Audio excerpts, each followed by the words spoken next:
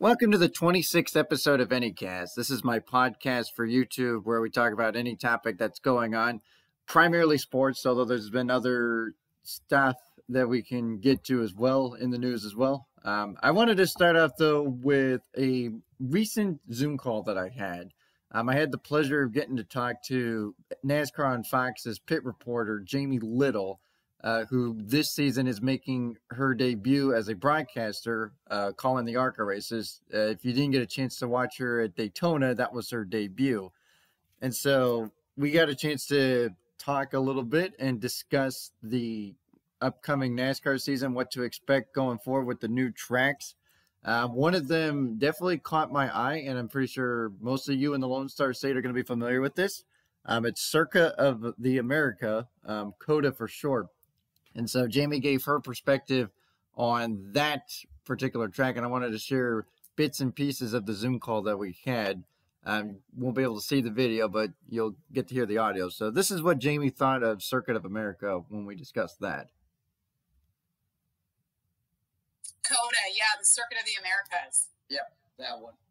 Yeah, so funny. I've never been to an auto race there, but I went there covering X Games. My last X Games, I think it was 2015. We had, they had all the events there. They had Rallycross there, and that I covered, and then freestyle motocross, and it was incredible. It's kind of outside of town, but I remember Austin being such an amazing town. It was fun. It's really hip and trendy, awesome food.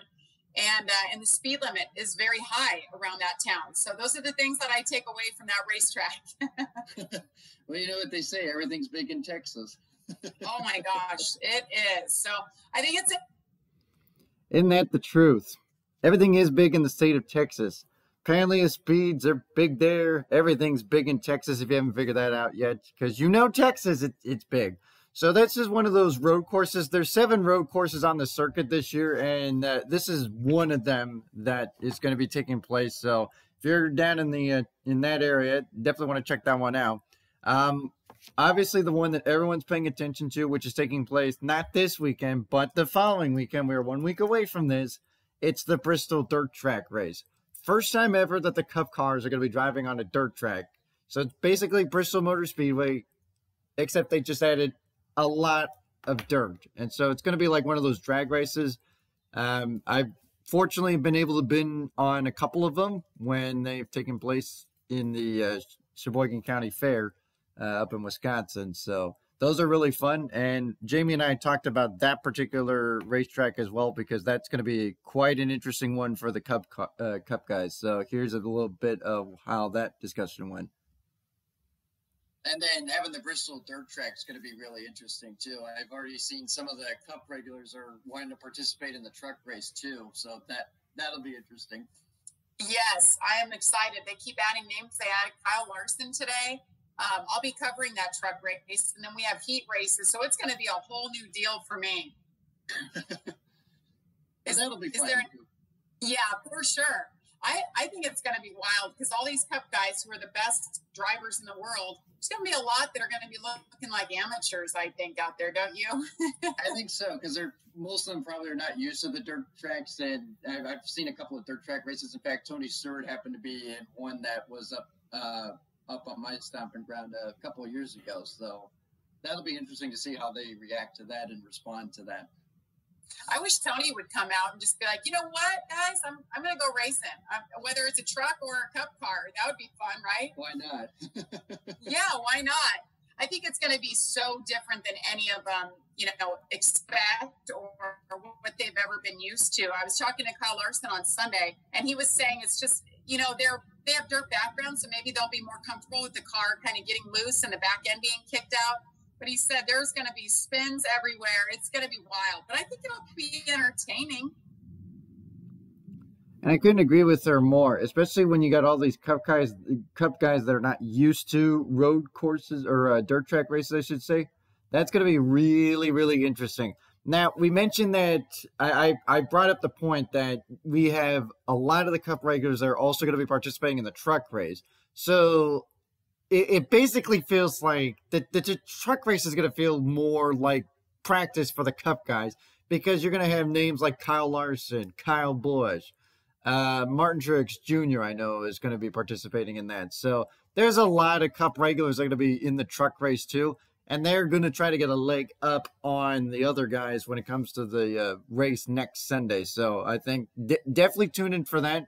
That'll be on Fox, so you'll want to check your local Fox affiliates for the time in your area. But that's a must watch, especially if you're a NASCAR fan. You love the dirt tracks. This is going to be one that you're going to want to pay attention to.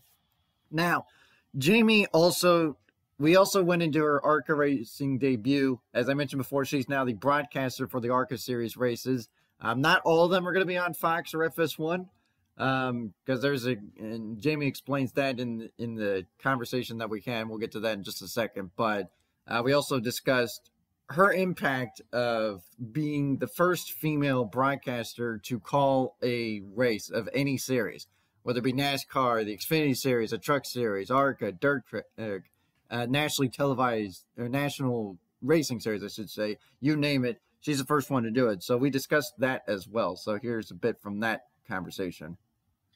And speaking of the booth, I watched your ARCA racing debut, and I thought you did a fantastic job. And I'm glad that you're the first woman to ever call racing, because you set a blazing trail. You do a really good job, and you follow the sport just about as well as anybody that I can think of. So if anybody was going to do it, I'm glad it's you, and you did a really good job.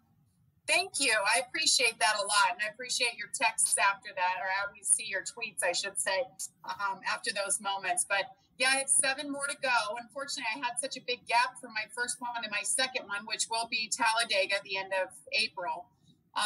But it was so different, different perspective. It was really, really fun just getting to call a whole race. There's a lot of nuances, things that I don't have to worry about as a pit reporter that you suddenly have to in the booth.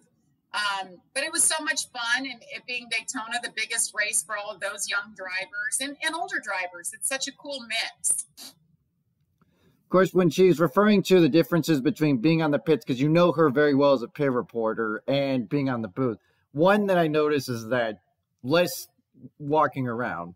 Because if you haven't seen Jamie Little, if you haven't followed her on Twitter or Instagram, that's why when she mentioned the tweets, she and I usually tweet back and forth as well to discuss the NASCAR races too, because she's a pit reporter for those races. So I think that's a huge difference there for her, is that she doesn't have to worry about, logging all those miles. Although I'm pretty sure she doesn't mind that, because she's about as fit as you can get. If you've seen her on Instagram and Twitter, she works out really hard. She's a real good role model when it comes to that.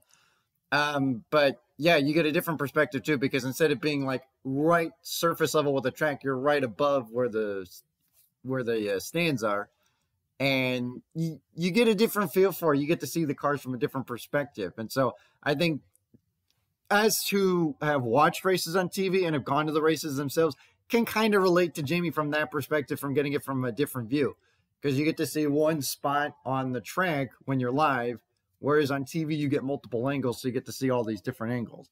Now, one other big topic that we discussed about was equality. As you probably know, this has been continuously a thing to discuss and needs to continue to be discussed about. And so this is Jamie's take on equality, and when we discuss how eventually things should work out as far as the broadcasting and all these other sporting events. So here's Jamie's take on equality. It's taken so long. Racing's been around 130 something years.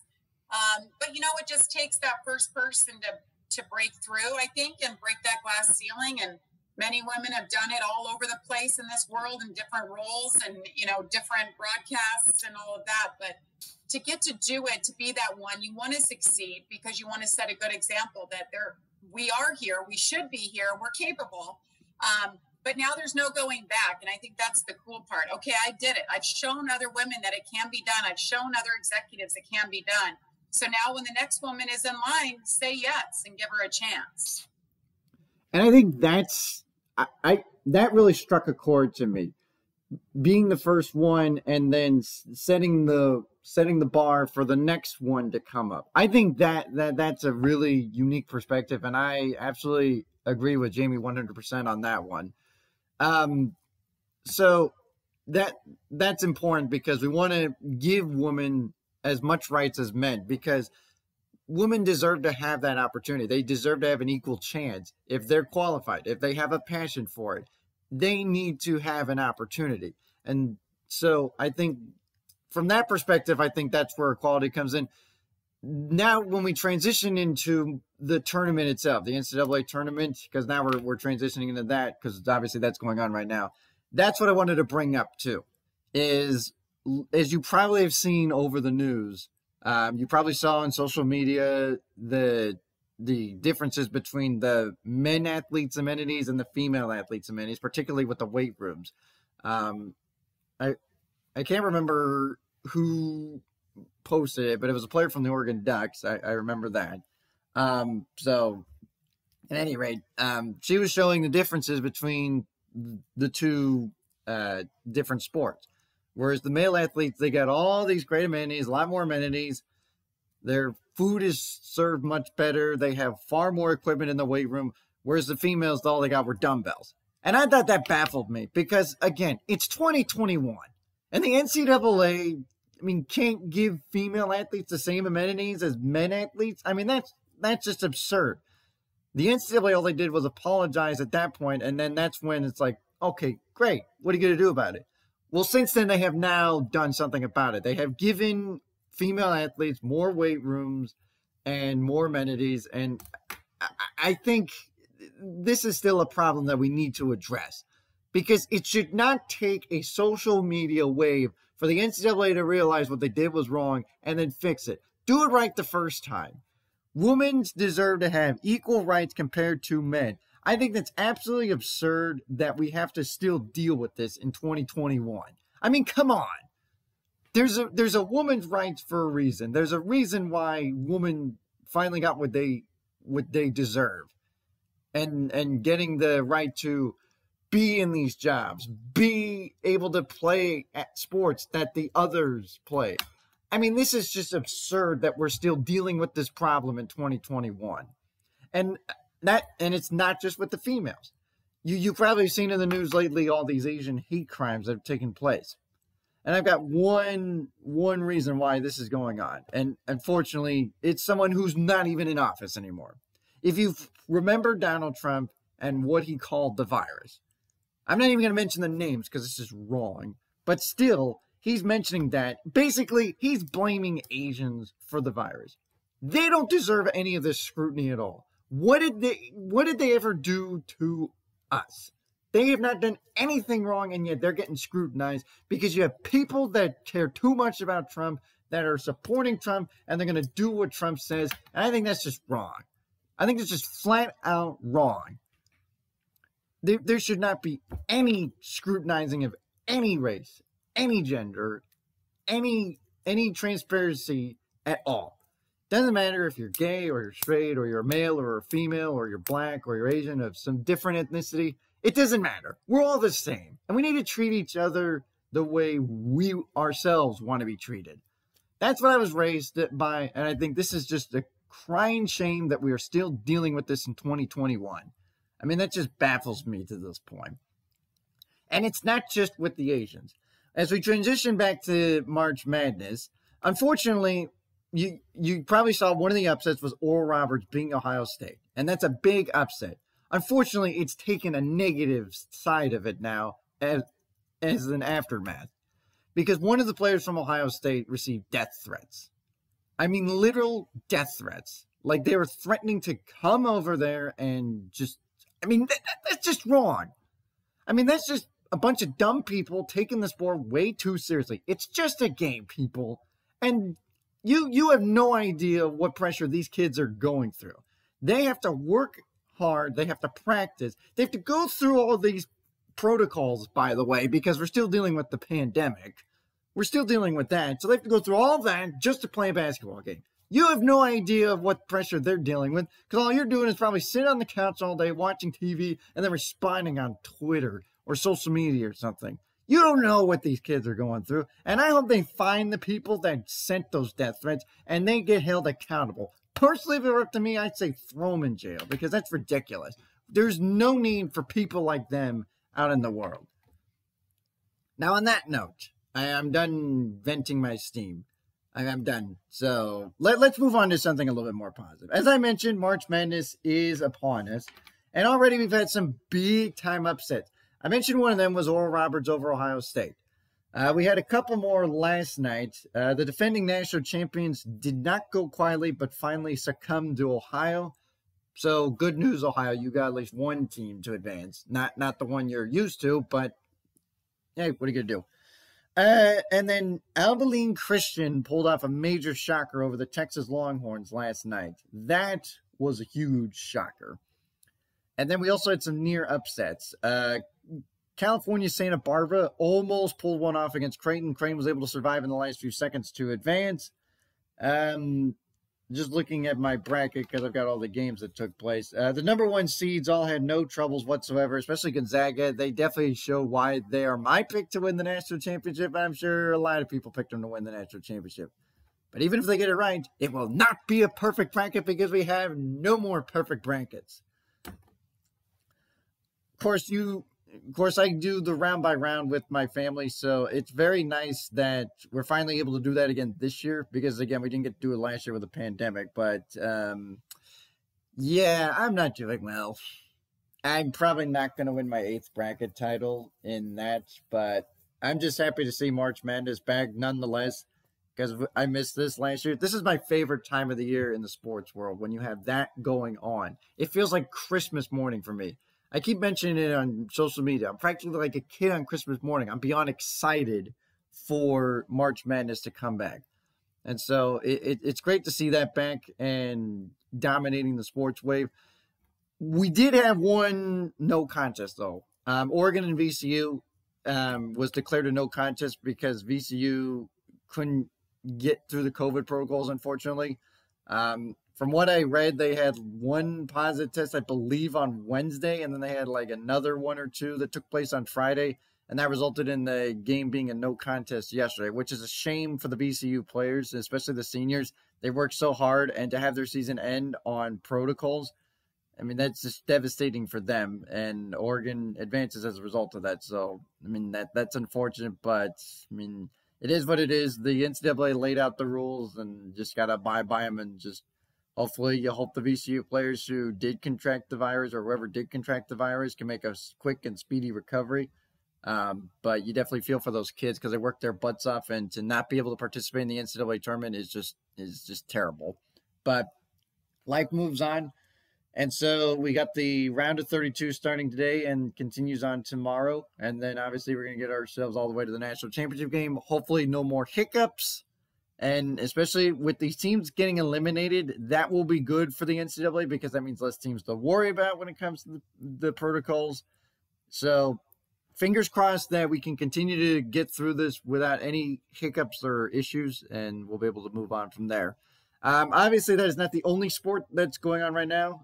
We're getting close to baseball. You've probably seen spring training is in full swing again. No pun intended. The NBA is hitting the stretch run, as is the NHL. Blues come up with a nice 2-game winning streak over the Sharks. They needed that because they were kind of slumping a little bit. But we're getting closer to playoffs for those two leagues, and obviously the NASCAR season is in full swing. We got the Atlanta race today. As I mentioned, next week is the Bristol race. That is a must-watch, especially if you're a NASCAR fan and you love the dirt tracks. This is going to be the race for you. I look forward to see what's going to happen with that one.